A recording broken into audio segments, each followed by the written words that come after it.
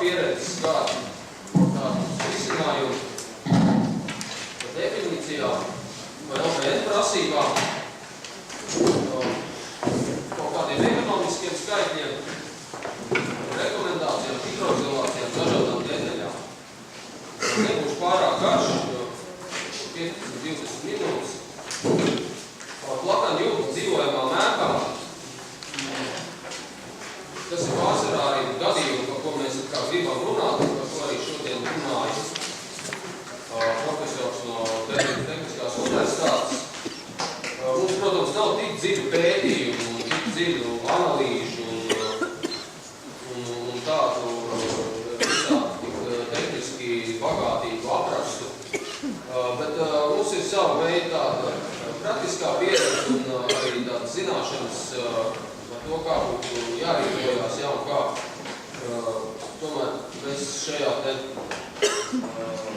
Latvijas saucamajā būvniecības tirgu esam vairāk nekā 15 gadus un ir ļoti daudz miljonu programmu šo te jumtu uzlikt un kaut kāda pieredze no tā ir. Nu, tad, teiksim, ja ņem vērā tieši tur par renovāciju.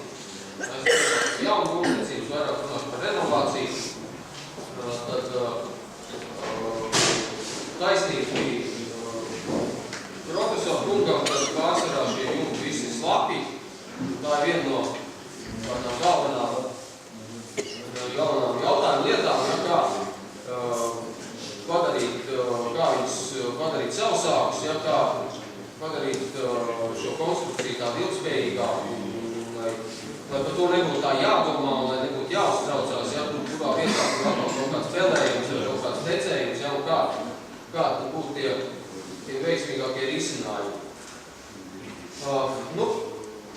Protams, lielākā daļa, mums nav arī, man nav nācies saskarties ar tādu pētījumu par to, kāda mums ir kopumā tie jumti vispār Latvijā, cik no viņiem ir plakani jumti, cik no viņiem ir ar šo te bēniņu telpu, cik ir vienkārši saprotamies plakanas jumts. Tā kā pārsvarā var teikt to, ka šīm te sēriju mājām praktiski visām ir šie te plakanie jumti, vai viņi ir ar bēniņu telpām vai bez, to procentu, es nezinu, bet principā šie risinājumi, visu, ko es rādīšu, būs domāti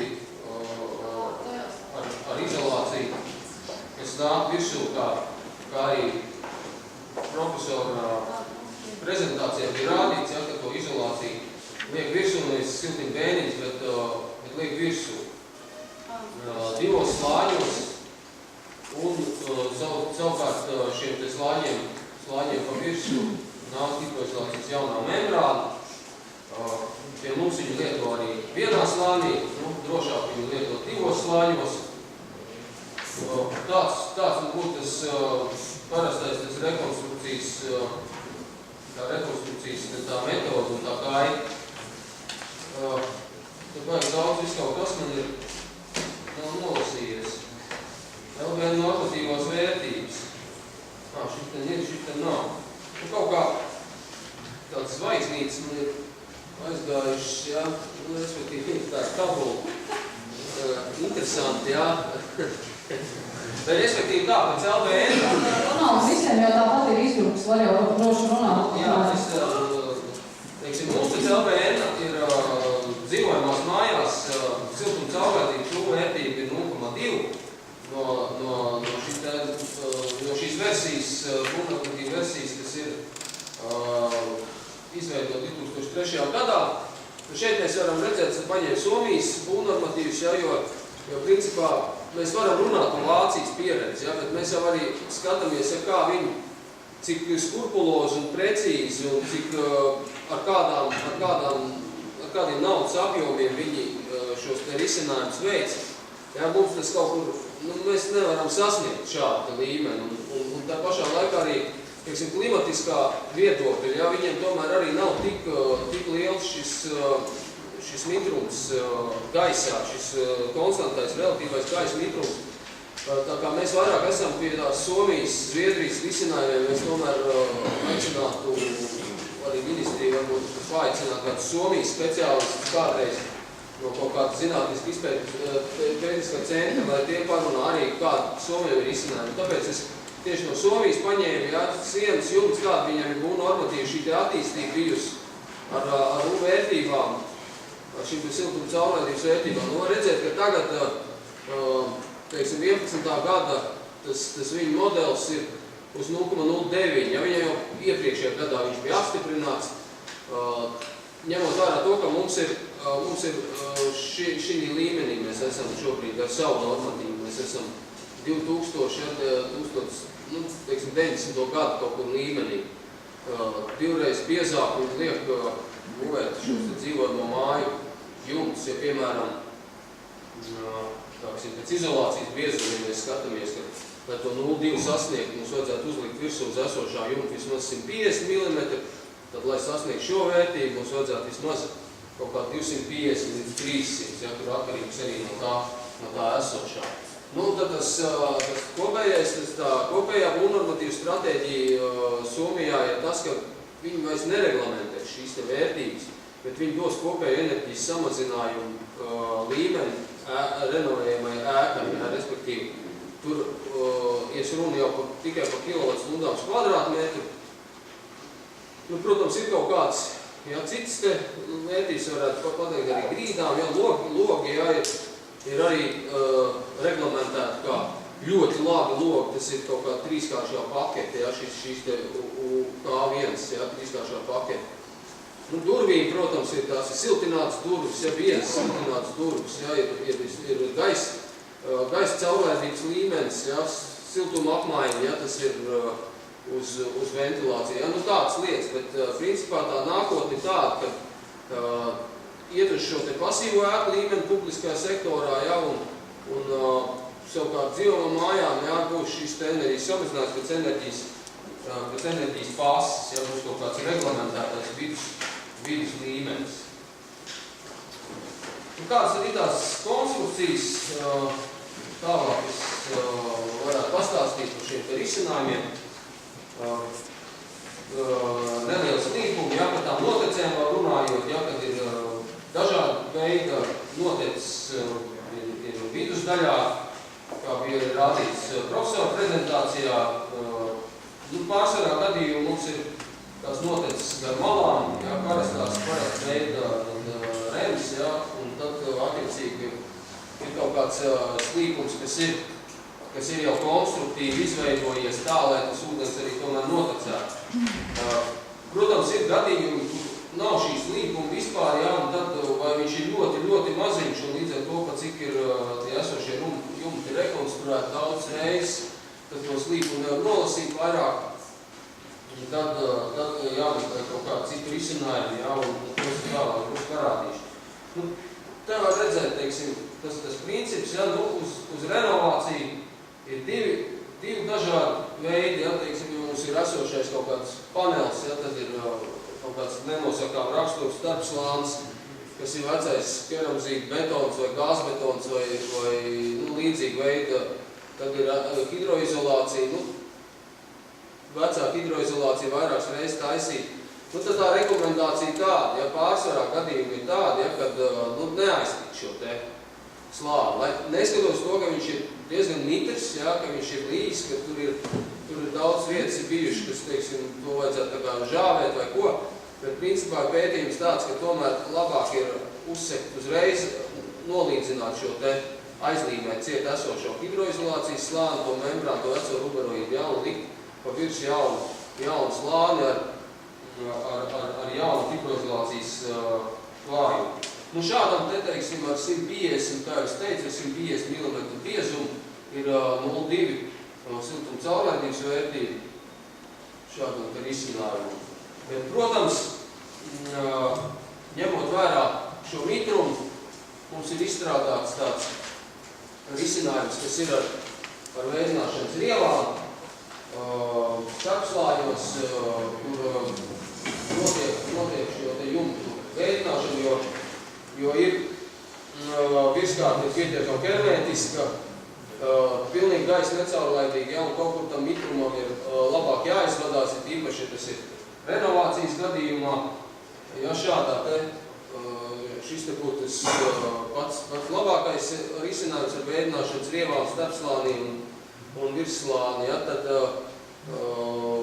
mitrā jumta gadījumā par veidināšanas rievām notiek labāk šī gaisa kustība, jo kā viņi notiek ar sauli, ja, tad parasti ir kaut kāds temperatūras starpības, ja, un vēja spiediena maiņa, ja, un viņa šī spiediena maiņa un temperatūras maiņa uz virsmas, ja, viņa šeit rada tādu zemspiedienu, kā rezultātā gaiss virzās uz šo te, vai viņš tiek dzīts lejā, vai viņš tiek dzīts augšā.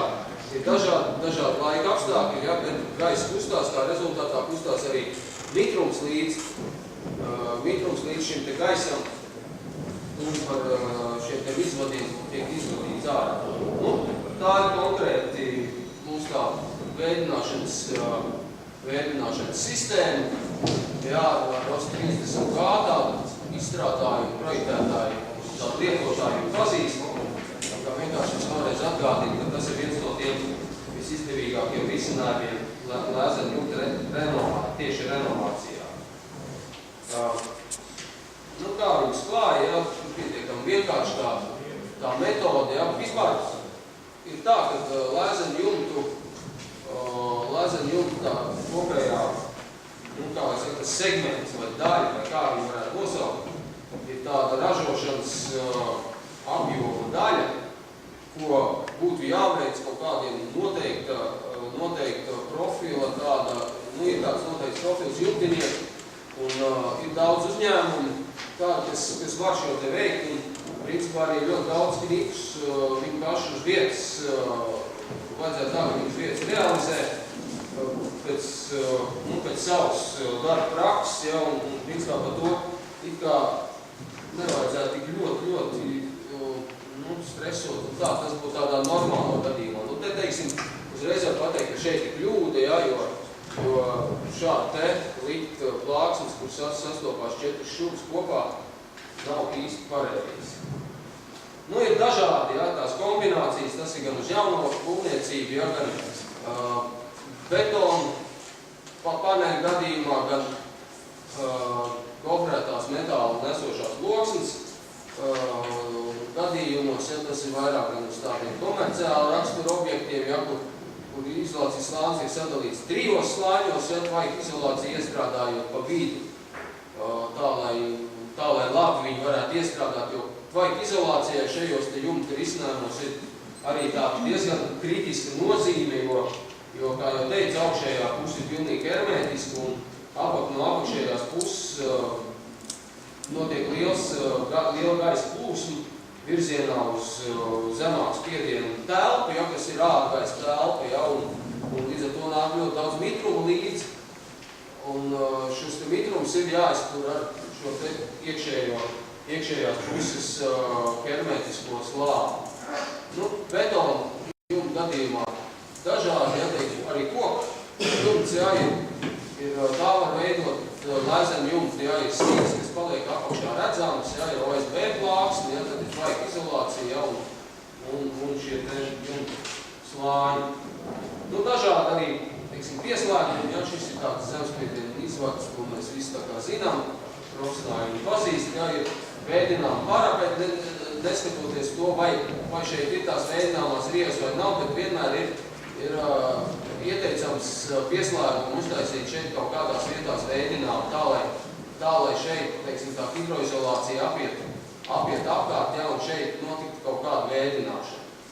Tas būtu ļoti rekomendējuši. Nu, un plus vēl arī tāds, ka, teiksim, ja iet runa par risinājumiem, kas ir kaut kāds speciāls vai ļoti energotaupoši ēku, ja, tad parapeta detaļām visām jābūt ir nosiltinātām. Nosiltinātām ar šo te vats risinājumu. Nu, vēl viena būtiska lieta ir šīs te flāsteris, ja, par ko lēzena jumta gadījumā tas ir īpašs, ja, un īpašs jautājums. Tad, ko var pateikt pēc prakses, ka lielākā kļūda, kas tiek darīta, ir tas, ka, teiksim, tajā siltināšanā tiek atsevišķi siltināts sienas un atsevišķi siltināts jumts. Ja kaut kad tiek nosiltināts jumts, un pēc tam kaut kad mēs siltināsim fasādu vai otrādi. Ja? Kā rezultātā šādu mēzgu, ja, kas būtu tas absolūti nepieciešamākais risinājums, kur sienas un jumtu izolācijas slāņiem vajadzētu satikties. Tādu izrisināt praktiski tādā daļveida siltināšanas gadījumā vairāk nevar.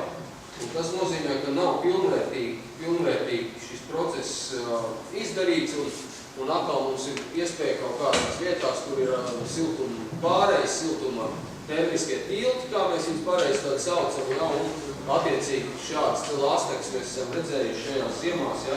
Ir jau, protams, kur nav lāsta, kur ir laba vēdināšana, ja, bet tieši un plakam jūtu gadījumā ar to vēdināšanu tur ir kā ir. Ja, un tāpēc ir svarīgi, kad ir atdalīts. Ja. Un kā to atdalīt, ja, tas, protams, ir tāds tehnikas jautājums, ja, ir jāveido atsevišķs dzegs izbīdījums ar koku karkas, ja, šādā te veidā, ja, izbīdīt viņu laukā, ja, tad saslēgt šeit uzlikt vēl, teiksim, tā izolācijas slānis, viņš šitiem pieslēdzās klāt, ja, te tiek izveidot rēnē, ja, ar ūdens noteci, ja, un tādā veidā mēs varam atrisināt, un kaut kur apakšā pieslēdzās arī pie šiem te izolācijas slāņiem, pieslēdzās fasādes izolācija. Nu, šajā te risinājumā, kur ir vienā arī renovācijas gadījumā, šī ir tāda arī tas gadījums, ko es jums teicu, ja, ka šeit tiek tikai izolēts jumts, ok, jumtinieks pēc savas labākās gribas, ja, un vēlmes, ja, to dara, kā viņam tā liekas pareizi, ja. Tas, protams, ir labi, ja, beigās ir noslēdzošā brūse, ja, kur pieslēdzās izolācija klāt, un viss ir kārtībā, ja, bet jautājums par šo siltumu tiltu dzegā, viņš paliek, ja, un tajā brīdī, teiksim, ja netiek siltināt fasādi, ja, tas jautājums paliek uz visiem laikiem neatrisināts. Nu, tāda atziņa, ja. Jumts likuma veidojošie slāņi, kā jau es teicu, ja, ir dažādi, ja, un ja veido, teiksim, jaunu jumtu gadījumos ir parasti, tomēr konstruktīvi var kaut kādu slīkumu paņemt, bet ja viņš nav kaut kādā veidā izdarīts, ja, tad viens variants ir šis te koku karkas, ko pēc tam aizpildu vai neaizpildu, vai daļēji aizpildu, vai ierobežot segmentos, un tad liek virsū OSB plāksni un šos te izolācijas slāņus. Un tad ir savukārt kaut kāds kritums ir paredzēts. Un šeit konkrēti ir iekšējā notece, ja, un ar to kritumu šajā gadījumā ir tāds diezgan paliels pasākums papildus jātaisa. Ja to projektēšanas procesā var izdarīt konstruktīvi, tas noteikti ir lētāk un vienkāršāk. Nu, tad ir vēl viens tāds praktisks piemērs, ja, apakšā tiek veidot putoplasta trepe, tiek pievērts šīs trepes tie gali, ja, un tad attiecīgi ar rievāku likt pa virsu, un ir tādā veidā izveidots jumts līkums, ir kaut kāds kritums paredzējies, un attiecīgi, nu, tāds. Tie ir tādi divi praktiskie varianti. Nu, ir vēl viens, ja, kas ir vati ar gataviem slīkumiem, bet tie no prakses viedokļa teikšu, tas ir ļoti dārgs risinājums, ja, un praksē ir ļoti maz ir lietots, kā es pašlaik, teiksim, maz tā nevinēšu. Nu, par jumtu hidroizolācijas membrānas seguma materiāliem, ja, ir šie te ruļu materiāli, ja, un kā jau arī profesors minēja, ja, kad virskārtai noteikti jābūt ar smalcinātu akmentīm, ja, lai aizsargāt šo te no saules stariem, aizsargāt šo te gumijotā bitumēna materiālu paši, ja, tā kā, nu, tas viss ir kā, pie mums arī daudz tiek lietots, un tas tiek arī paredzēts, un tā kā, nu, tur patiesībā nekāda jautājuma nav. Nu, tad no tāda prakses prasīja kolēģis, ja, teiksim, no tāda skaitļu viedokļa, ja, noizolējot vienu tādu jumtu, ja, esošu jumtu, dzelzbetona panels, 220 mm, gāzbetons 200 mm, vecais ir ukurīt segums, esošā siltuma caurlaidības vērtība 0,8, un siltums urbuma no šādas konstrukcijas ir kaut kāda kaut kādu 0,05 MWh gadā vai 3 Latvijas kvadrātmetru. Piestiprinām papildus paroku ROS 30 simtnieku un 130 mm izolāciju. Siltuma caurvadības vērtība jumta ir 0,22, siltuma zudumi ir tagad 0,22 MWh vai 88 centīmi, ja, no kvadrātmetra. Nu, reālais ieguvums ir no kvadrātmetra mums iznāk, ja, 2 lati no kvadrātmetra gadā. No šādi tieši par jumtu runājot, tad, teiksim, sareizinot to kvadratūru, mēs varam dabūt diezgan normālu ciparu. Bet, nu, jāietver arī to, šajā te jumta gadījumos ir viena daļa tāda, kas vienkārši augšējai, ja viņi ir saluši augšā, ja augšējie dzīvokļi vai kaut kādā veidā kaut kas tur nav bijis, principā pirmais viņi tikuši vienkārši pie jauna jumta, kas vairāk nepilda, otrām kārtām viņiem paceļās temperatūra, kad ir 3-4 grādi. Un tas var kaut kādā, kā rezultātā viņi nogriež visus savus, ja viņiem ir regulātori, jā, vai viņi attais logus vaļā, kā rezultātā tas var to ainu pamainīt. Tā kā tas ir tāds teorētisks aprēķins, jā. Ir, kā jūs teicu, ir kompleksā ēkas renovācijas gadījumā noteikti aprēķini daudz tuvāk īstenībai, jā, un tad ar viņiem var vairāk skatīties, jā. Nu, šis gadījums konkrēti ir tāds, ka nu, ir kaut kāda teorija, protams, tur ir arī praksē, ir kaut kāds kopējais uz māju ir ieguvums, bet vai tas ir tie 2 Latvijas kvadrātmetri gadā, tas tad ir jāskatās līdzi, jā, un jātais monitorings. Tā. Un kāds vēl ir, teiksim, lēzeni jumta risinājumi ir ar metālu. Metāli, ja, teiksim, tas vairāk ir uz jaunu būvniecību skatoties, ir lielāks līgums nedaudz, ja, tad šādā te veidā var ar vienu slāni, lats slāni uzcieto, ja, var ieklāt, ja, tad ir metāla vaduls un viņam pa virs nāk metāla jumts. Šajā pusē nerāda kaut kā to, jūs arī ar to sapratīsiet. Un kādi secinājumi un ieteikumi lēzeni jumtas izolācijā cietām plāksnēm ir izdevīgs renovācijas veids, jo tas veido jaunu kvalitatīvu pamatu un jaunai membrānu. Ir iespējams noklāt visu jumtu norobežošo konstrukciju laukumu, respektīvi ļoti maz augstumu šo te siltumu pārējiem, ja, jo visu tā čauva tiek noklāta. Ja. Tā skaitā arī vēdināšanas skursteņus var aplikt, ja, lai šī te, tas termiskā tilta garums palielinās. Un var ļoti kontrolēt šo te izdarību. Tā, teiksim, vēniņu siltināšanas gadījumā, vēniņu pārskatumu siltinām, tad tur tāpat paliek kaut kāds kontūri, ja, kas netiek tā nosiltināts, vai paliek caurējošās kaut kādas konstrukcijas vai nesošās, ja, kuras nevar tik viegli aplikt un nosiltināt. Tā kā lēzeni jumta gadījumā to ir daudz labāk.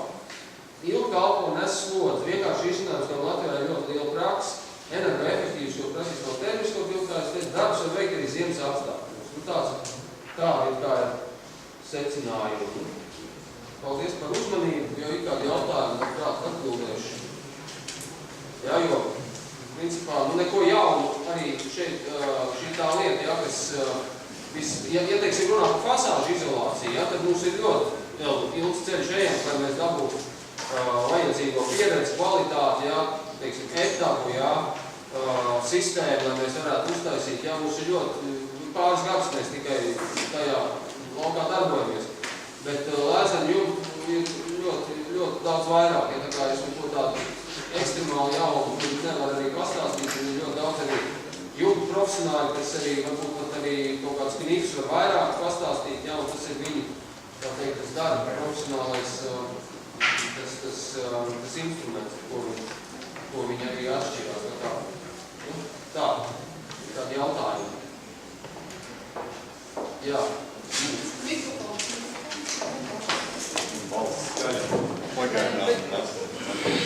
Tā, pirmais ļoti labi izskanēja runa par darba praksi, ka jumtiem nav vērts viņos iedziļināties, viņi paši gudri dara kā grib, un te pašā laikā, prezentācijas laikā mēs vairākas reizes rādījām šitas te ir neritīgi uztaisīts, un tur 4 stūri savienojās. šitiem te viņi to malu kaut kā ir uztaisījuši, kā saka, un tur arī nav ritīgi uztaisīts, vai ne? Nu, tā ir tā darba prakse, ja? Tā viņam bija darba prakse saistībā ar to jūsu saku nieklāšanu, ja? Tā kā man šī gadījumā ir mazliet cits jautājums, bet pārdomas, ja, par to, ka darba prakse ir laba lieta, zināšanas ir tomēr labāk. Un zināšanas nāk no jums, un šī gadījumā atkal uzreiz ir jautājums, un tur, teiksim, jumta mezgls ar parapetu, kurā jums ir parādīts, ka ir ventilējama tātad šī parapeta daļa, tie, jumta, lai izvadītu visu ārā, ja, bet tajā pašā laikā reāli objektos, kur jūs rādījāt arī bildes, tur nekā tāda nav un nebija. Un vēl ir, kas jau šoreiz ir kā jautājums, ja, tātad ir labi, ka tās rievas ir, korītē jūs taisiet, kā saka, šo te atvēri, ja, tas nozīmē, ka plāksnē būtu jāsako no apakšējā punktu uz augšu rievām, es domāju, ja, tad jautājums, kā tiek nodrošināta gaisa pieplūde, jo, lai būtu izplūde, ir jābūt arī pieplūdei, un kāda ir šī te paredzamā gaisa plūsmas apjoms, kas ir paredzēts tad šīs spraugās, ja, ko viņš spēj ar sevi izfiltrēt. Par tām spraugām runājot, es neatceros skaitus, ir kaut kāds 0,1 līdz 0,3, tas ir vēja ātrums metrs sekundē. Ja, bet kāds ir gaisa apjoms, es to uzreiz nepateikšu. Protams, ir ar parapetiem tiek veidots tāpatās šīs te tiek pielikšķi pie zemesspiediena izplata. Tur arī tiek veidots savienošanas kanāls metri no parapeta. Un ir, mums ir tāda skēma, kas kur attiecīgi no tā, vai tas jumts, kur viņš atrodas, kāda ir apakšējie, tā teiksim, tā telpas nozīme, tur, kas tur domāts, un kā vai viņš ir apsauļots, vai noēnots, vai kā, tad ir, kas izrēķina šo te četstūru starp veidināšanas šiem te zemesspiediena izvadiem. Kādam tam laukumam jābūt, lai viņš izvilkt no mikrofu laukā. Ir tāds aprietis. Okay. Es vienkārši tajā šeit tādās, negribu rādīt tās formulas un tās līknes, ja, no tā, lai gan principā, skatoties kā profesors runāja, tad varēs kaut ko tādu paņemt līdzi. Bet principā tas ir tā, ka jā, tā izplūda un ieplūda, viņa notiek neatkarīgi vai apakšā vai augšā. Tam virzienām ir citreiz arī viņš iet kaut kā, tās rievas var iet arī citā virzienā. Šķērsām īsti nestrādās īstenībā. Vēl ir viena lieta, kas ir attiecīgi jūsu mezgliem, ja, un tas tiešā veidā saistās ar darba praksi tiem darītājiem. Ja jūsu mezglos, ko jūs rādiet darītājiem, nav parādīts, ka vajag izolācija ir jāuzvāk līdz siltumizolācijas augšai, tad viņi arī atstās vienmēr apakšējā daļā un neuzvilks augšā. Jo, teiksim tā, bieži vien ir tā, ka celtnieki vadās pēc tā, ko viņiem iedod ražotājs. Un ja mezglā ir kļūda, tad viņš arī kļūdaini uztaisa. Jūsu mezglos vismaz es neredzēju nevienā, es arī pārskatīju, varbūt vienkārši nepamanīju, ka es neredzēju nevienā vietā, kur vajag izolāciju būtu uzvilkt augšā līdz siltumizolācijas. Mums ir grāmata, tur diezgan daudz ir parādīts, un tur jābūt precīzi. Īstenībā ir tā, ka es šeit tās bildes arī, var teikt, ka tur tajā vienā nebija, bet tas bija no prakses. Es domāju, no tām bildēm, kur arī tas nav pareizi, tas nav pareizi. Jā, tā ir, tā viņi taistos jūtas, ko lai es daru? Vajag mācīt. Jā, vajag mācīt, un mēs jau arī mācām.